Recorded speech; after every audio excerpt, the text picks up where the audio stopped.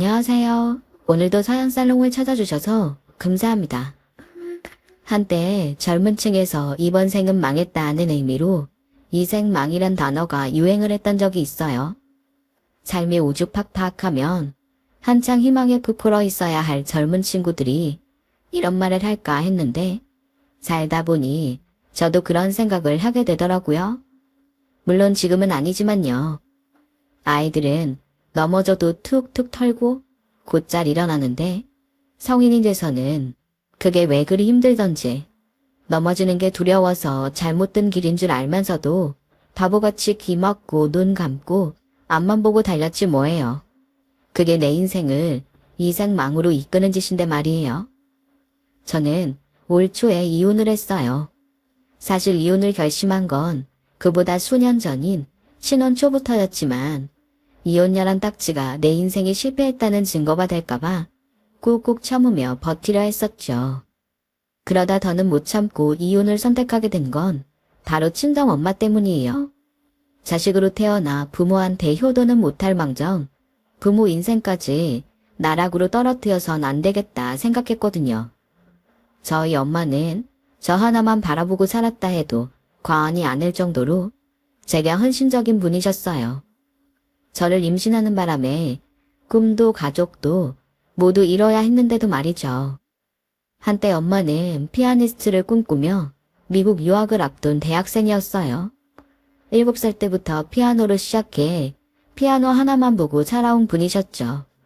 하지만 그런 엄마에게도 뒤늦은 방황기가 찾아왔고 그때 한 남자를 만나 임신을 하게 되었어요. 그게 바로 저예요. 뒤늦게 엄마의 임신 사실을 알게 된 외할아버지는 낙태를 권유했어요. 결혼도 안 한 처녀가 애를 낳는 게 말이 되니? 더군다나 애까지 달고서 어떻게 유학생활을 하겠다는 거야. 그냥 실수였다 생각해라. 지금껏 노력해온 네 인생을 생각해. 하지만 엄마는 그럴 수 없었어요. 그래서 집을 나와 남자를 찾아갔죠.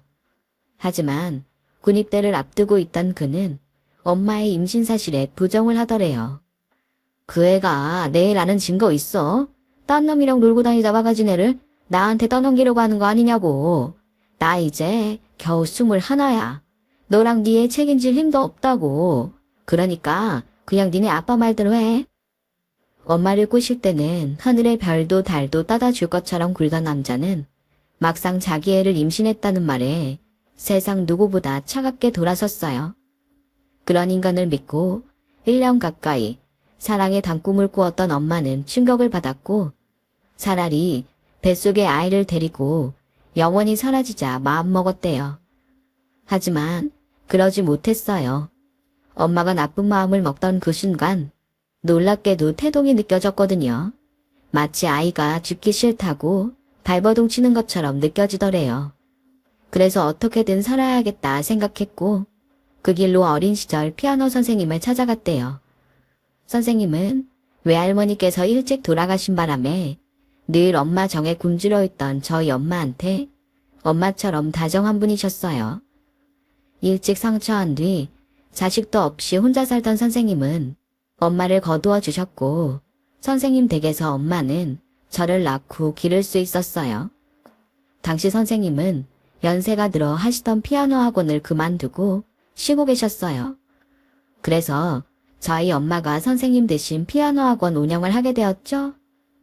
엄마가 학생들 레슨을 봐줄 때면 선생님이 안채해서 저를 봐주셨어요. 엄마가 피아노 학원을 운영한 덕분에 세 식구가 살아가는 데는 문제가 없었지만 시간이 지나자 동네에 이상한 소문이 돌기 시작한 거예요. 저희 엄마가 모 회사 사장의 세컨드라서 본처를 피해 숨어서 딸을 키우고 있는 거라고 말이죠.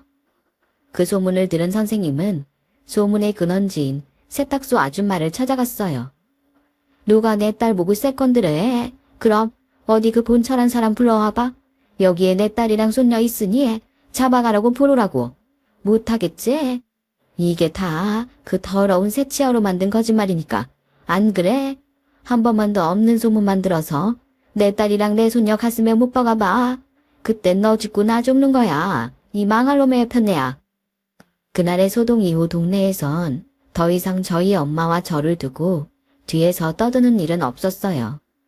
구상한 피아노 학원 원장인 줄 알았던 선생님이 동네 트러블 메이커인 세탁소 주인 여자를 찍소리도 못하게 잡았다는 소문이 온 동네에 퍼진 탓이었죠. 선생님은 그렇게 저와 엄마를 위해 사나운 할머니가 되어주셨어요. 제가 고등학교에 들어가던 해에 세상을 떠나실 때까지 말이죠. 선생님이 살아생전에 종종 치시던 낡은 포르테 피아노를 볼 때마다 저는 선생님이 하셨던 말씀이 떠오르곤 해요. 이 피아노는 내가 어릴 때 우리 아버지께서 사주신 거란다.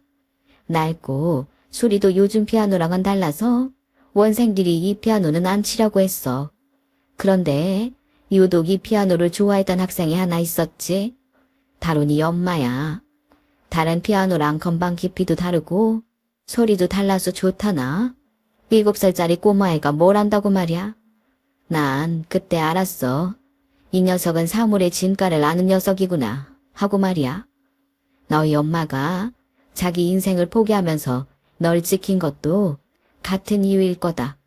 넌 충분히 가치 있는 아이란 걸 내 엄마는 진작 알아본 거지? 그러니까 어깨 펴고 당당히 살아. 아빠 얼굴도 모른 채 엄마 성으로 사는 제게 선생님은 늘 당당하게 살라고 말씀해 주셨어요. 하지만 세상살이가 어디 그런가요? 아무리 당당하려고 어깨를 펴도 금세 주눅이 들어버리기 일쑤였죠. 남들과 다르다는 건 어린 나이엔 극복하기 힘든 약점이 되니까요.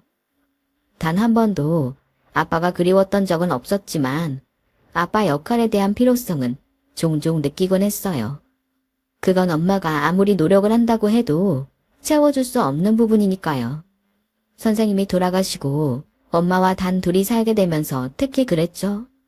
누수로 인해 피아노 학원 공사를 할 때도 집에 남자가 없다는 걸 안 업체가 공사를 지연하며 공사비를 더 요구하거나 숫자 문제로 동네 사람과 시비가 붙었을 때도 그 집 아저씨가 막무가내로 저희한테 피해 보상을 요구하기도 했거든요.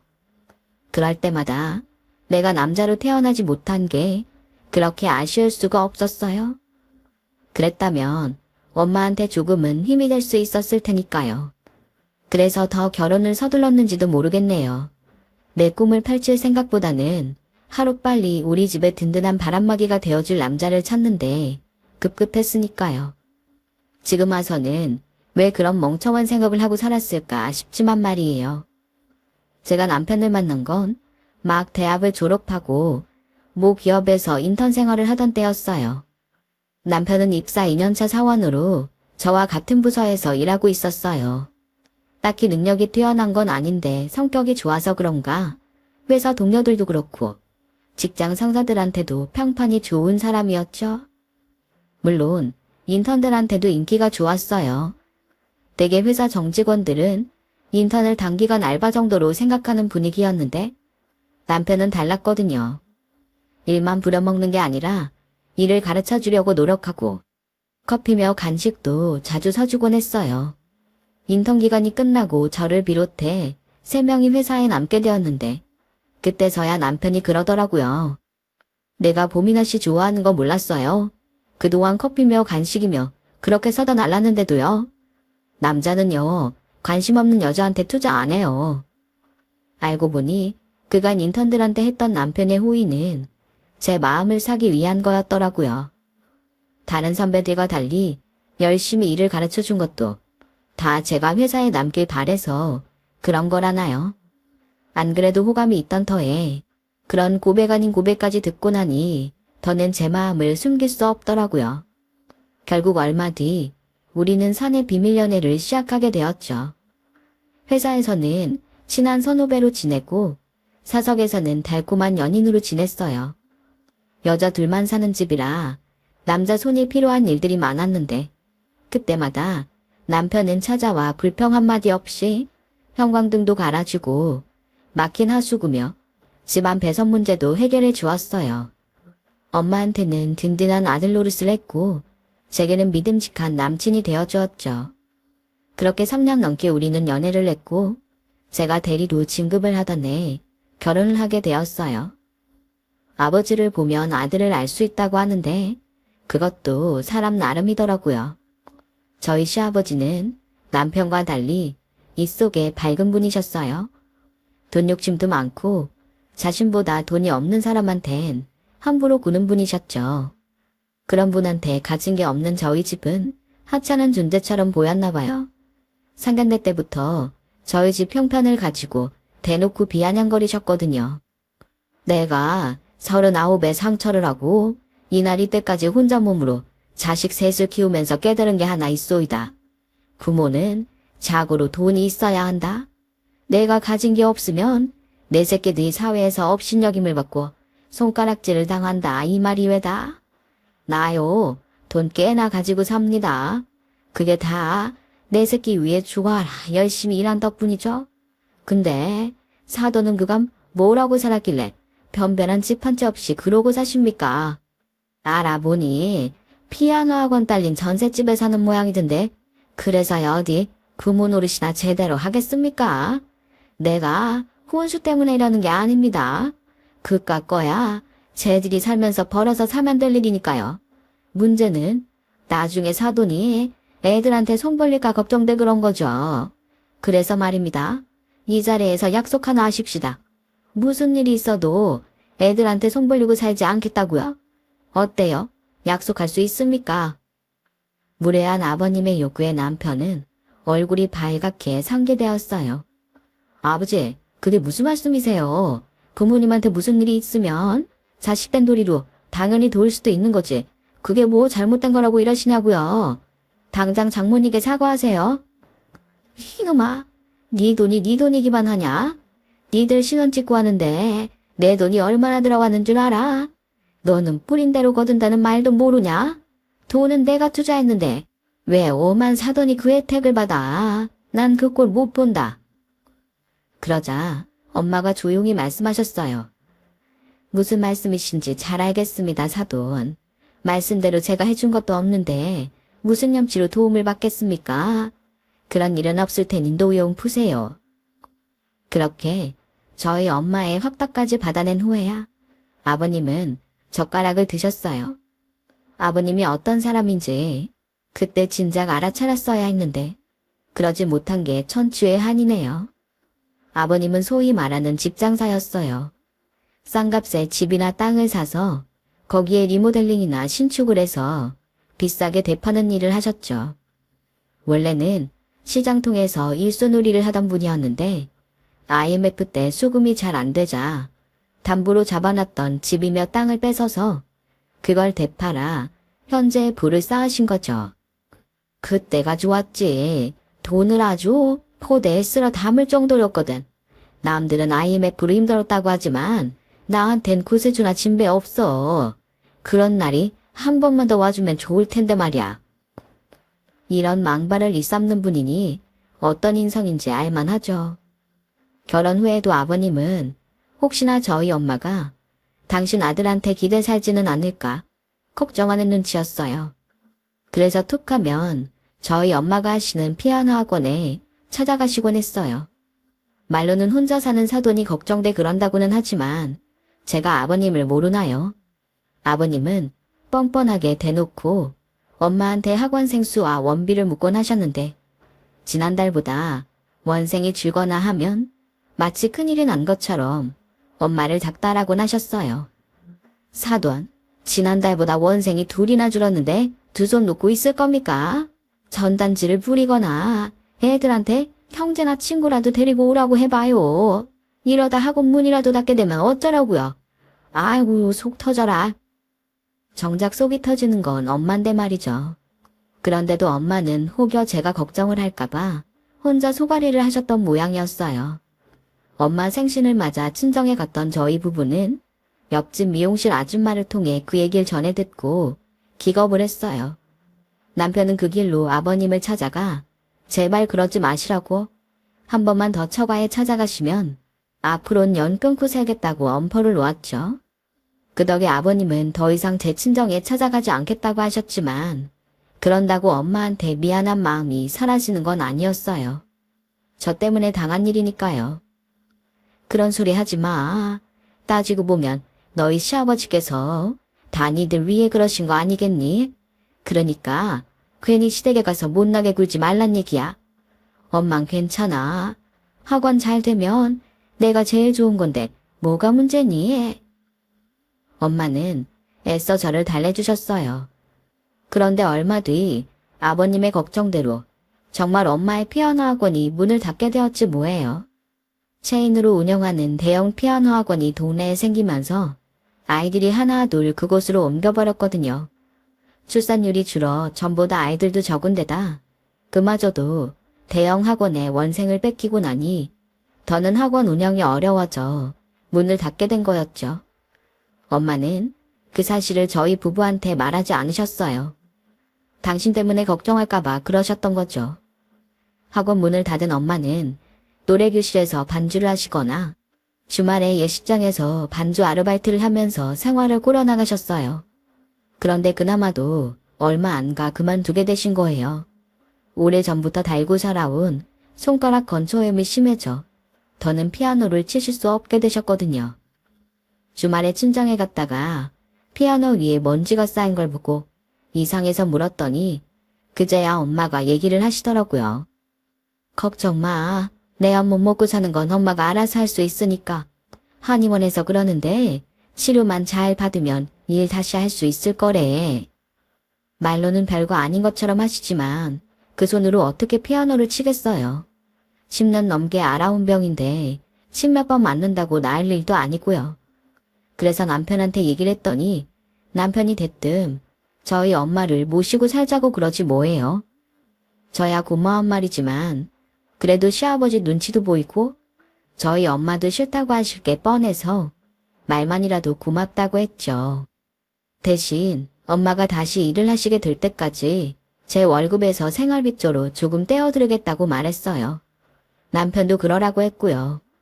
그렇게 그 일은 조용히 지나가나 했는데 글쎄 남편이 아버님을 찾아가 저희 엄마를 모시고 살겠다고 얘기를 하는 바람에 아버님이 저희 엄마 상황을 알게 되셨지 뭐예요. 그 얘기를 듣고 저희 아버님이 가만히 계시겠어요? 그 길로 저희 친정에 달려가신 거죠. 남편한테 그 소리를 듣고 부랴부랴 친정으로 달려갔지만 이미 아버님의 일장연설이 시작된 후였어요. 내가 일해서 걱정을 했던 겁니다. 사돈이 기억하실라나 모르겠는데 상견례 때 사돈이 입으로 분명히 자식들한테 도움받는 일은 없을 거라고 했던 거 기억하십니까? 약속을 했으면 지켜야죠. 전요, 제 밥벌이도 못하는 인간은 식충이라고 생각합니다.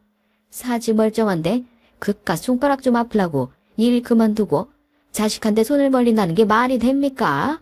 내가 두 눈 시퍼렇게 뜨고 살아있는 한 그런 꼴은 못 봅니다. 아버님, 무슨 말씀을 그렇게 하세요? 그럼 저희 엄마가 식충이란 소리예요? 사과하세요 당장. 그리고요, 저희 엄마 저희한테 10원 한 장 받으신 거 없어요. 제가 용돈이라도 드리겠다는 것도 끝까지 거절하셨다고요. 저희 엄마가 아파서 잠깐 일 쉬는 게 아버님한테 이런 소리까지 들어야 할 일인가요? 아버님 아들 돈을 끌어다 쓴 것도 아니고 당신 힘으로 지내고 계신데 왜 아버님이 나서서 이러세요? 그이가 뭐라고 했는지 모르겠지만 저희 엄마 저희한테 얹혀서 사실 생각 쉬워도 없는 분이세요. 그러니까 당장 사과하세요. 엄마한테 식충이란 소리까지 하는 시아버지를 더는 보고 있을 수 없어서 저도 모르게 소리를 질렀어요. 그러자 아버님은 못마땅한 표정으로 쌩하니 나가버리셨어요. 사과 한마디 없이 말이죠. 엄마는 모든 게 당신 탓이라며 오히려 제게 아버님한테 잘못했다고 용서를 빌라고 하시더라고요. 엄마, 내가 왜 사과를 해야 해? 잘못한 건 아버님인데? 엄마가 죄인도 아닌데 왜 이렇게 저자세로 나가?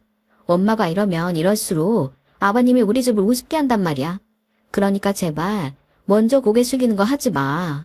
엄마가 이러면 나도 힘들어. 하나뿐인 친정엄마한테 효도는 못할 망정 이런 더러운 꼴까지 당하게 하다니 저도 참 못된 딸년이죠. 그때 처음 그런 생각을 했어요. 이런 결혼 생활이 이어지는 한 내 인생은 끝난 것 같다고요. 소위 말하는 이생망이었죠. 그날 이후 저도 남편도 시댁의 발길을 끊고 살았어요. 아버님 얼굴을 보면 화가 치밀어 오를 것 같았거든요. 그렇게 몇 달이 지나 추석을 앞둔 어느 날이었어요. 명절 음식을 어떻게 분담해야 하나 물어보려고 형님한테 전화를 했어요. 솔직히 명절이고 뭐고 나 몰라라 하고 싶었지만 그래도 며느리 도리는 해야 할 것 같아서 그럴 수는 없었죠. 그런데 제 전화를 받은 형님이 난처한 목소리로 어렵게 얘기를 꺼내지 뭐예요. 몇 번이나 망설이면서 말이죠. 동서, 내가 이 말을 하는 게 맞는 건지 모르겠는데 말이야. 동서 친정 어머님 계속 그 일 하시게 둘 거야? 내가 보기 딱해서 말이야. 일이라뇨? 그게 무슨 말씀이세요? 어머, 몰랐어? 지난달부터 아버님 댁에서 도우미 생활하고 계시잖아. 지난번에 아버님 가오로 싼 거 드리려고 들렀다가 내가 얼마나 놀랐나 몰라. 처음엔 닮은 도우미뿐인가 했는데 아버님이랑 대화하시는 거 보니 동서 친정 어머님 맞더라고. 아버님이 말끝마다 부모와 내선 밥값은 해야 하지 않냐? 자식 인생에 기대 사는 건 기생충이나 마찬가지다. 이런 소리를 하시는데 옆에서 듣는 내가 다 얼굴이 화끈거리더라니까. 전화를 끊고 한참을 멍하게 있었어요. 안 그래도 친정에 들릴 때마다 엄마가 안 계셔서 이상하다 했는데 시댁에서 일을 하고 계실 줄은 정말 몰랐거든요. 너무 화가 나서 주저앉아 대성통곡을 했더니 옆에서 TV를 보던 남편이 놀라서 무슨 일이냐고 묻더군요. 형님한테 들은 얘기를 해줬더니 남편이 고개를 푹 숙인 채 한숨을 쉬더라고요. 그 길로 남편과 함께 시댁으로 향하는데 서러워서 눈물이 멈추지 않는 거예요. 내가 이 결혼만 하지 않았다면 엄마가 이런 꼴을 당하지 않았을 거란 생각에 너무 죄송스럽고 제 자신이 원망스럽더라고요. 그런데 시댁에 도착해보니 생각지도 못한 상황이 벌어져 있는 거예요. 웬 노신사가 지팡이까지 휘두르며 시아버지를 혼내고 있지 뭐예요. 이런 버러지만도 못한 놈아. 네 놈이 돈밖에 모르는 놈인 건 내 진작 알았다만 이 정도로 몹쓸 놈인 줄은 몰랐다. 아무리 인겁을 쓴 짐승 같은 놈이라도 사돈을 네 집 조처럼 부려. 감히 하나밖에 없는 내 딸을. 어르신, 제가 잘못했습니다. 어르신 따님인 줄 알았으면 제가 이런 짓을 했겠습니까? 저도 모르고 한 일이니 그만 노여움 푸시지요. 우리 사돈한테 이런 부자 아버님이 계신지도 모르고 그간 제가 신뢰가 많았습니다.